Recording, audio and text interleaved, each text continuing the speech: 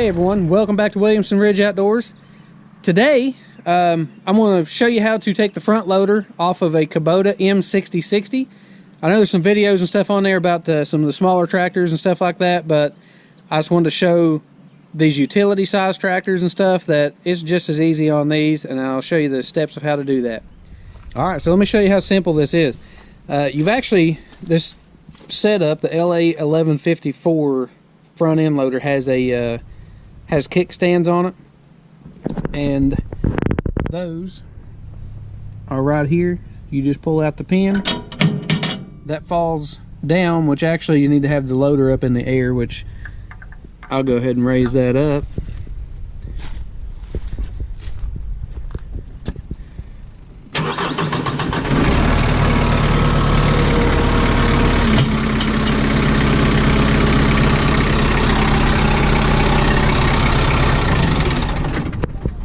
Trying to keep the tractor from running so that you can hear me talking.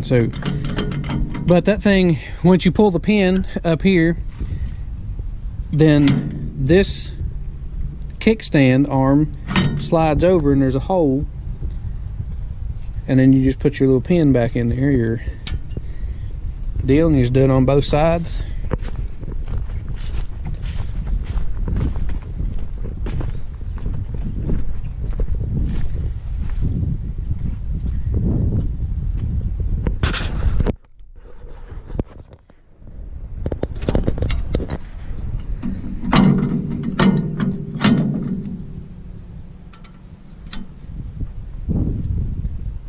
This would definitely work best if you're sitting on level ground.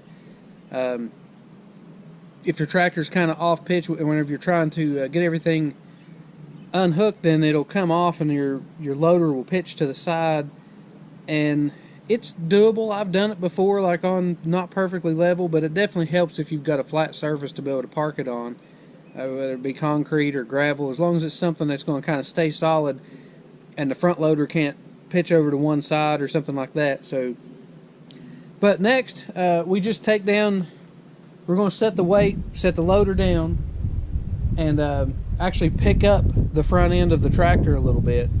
And what that's going to do, there's some pins back here, and I'll show you those. When we set the front loader on the ground and pick the tractor up, then these pins right here, it'll take the pressure off of them, and then you can just pull those out.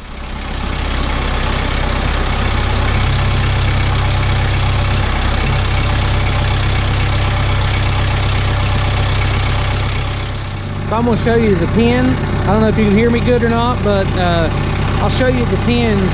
And whenever you put your bucket on the ground, you raise the front of the tractor up, you can see the pins get loose.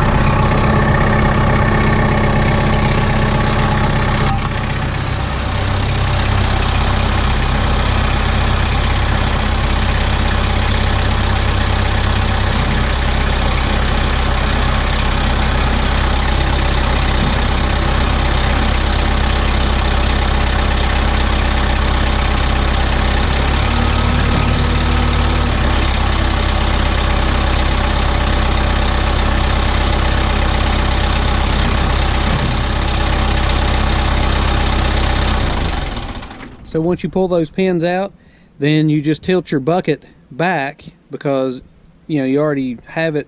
You actually have to have it angled forward a little bit anyways to lift your front tires off the ground and not already be on your kickstand. So you want to make sure that you're not on your stands before you go to pivot or go to lift the weight of the tractor up, because that could definitely damage your stands. But anyways, so after you do that and you tilt your bucket back, then that separates the front end loader from your mounts.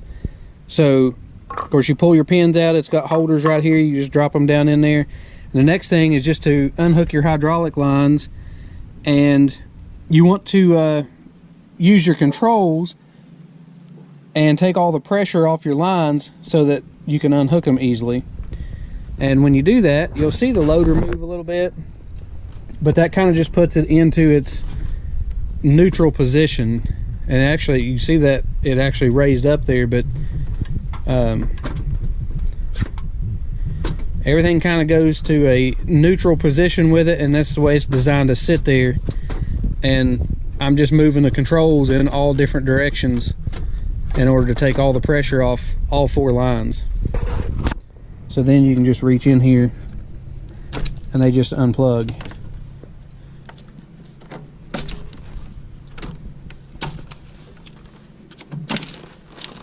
Super easy. Same way goes when you go to put them back on. Sometimes these things sitting out here will actually build pressure in the hydraulics, and those are sometimes hard to put back on. But if you run your controls, and that'll take the pressure off of these. And sometimes I've actually had to take those, the ones that's on the front loader, and actually take something and push the ball in on the inside to relieve the pressure off of it. Especially if you go from taking them off like in the evening time, and then you go to put the front loader back on in the daytime whenever the sun's shining, it's real hot, it builds pressure. So you may have to take something and just kind of push back in there and push that ball and relieve the pressure on it to be able to get it to actually clamp back onto the quick connects.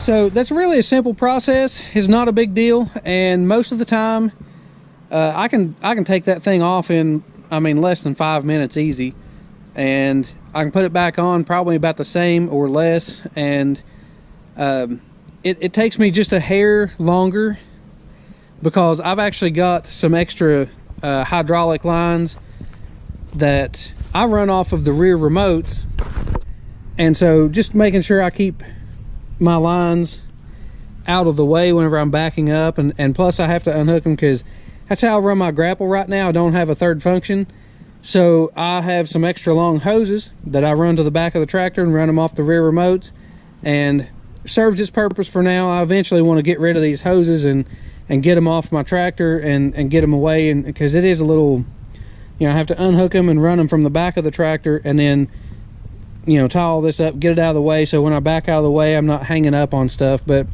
anyways, without those, I'd say I can take the front loader off in 2 minutes, and maybe even faster. It's really simple, really quick. So anyways, I hope this helps somebody out, because a lot of people, I've seen some of the front end loader videos on the small tractors, the subcompacts and that kind of stuff, but I haven't seen anything on the great big tractors, so I'm going to put this on there. And if you're not already a subscriber, make sure you click that subscribe button.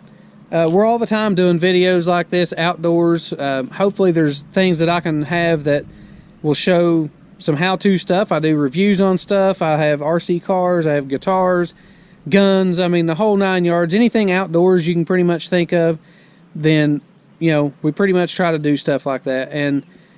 But if you're not already a subscriber, click that subscribe button, click the like button, and thanks for watching.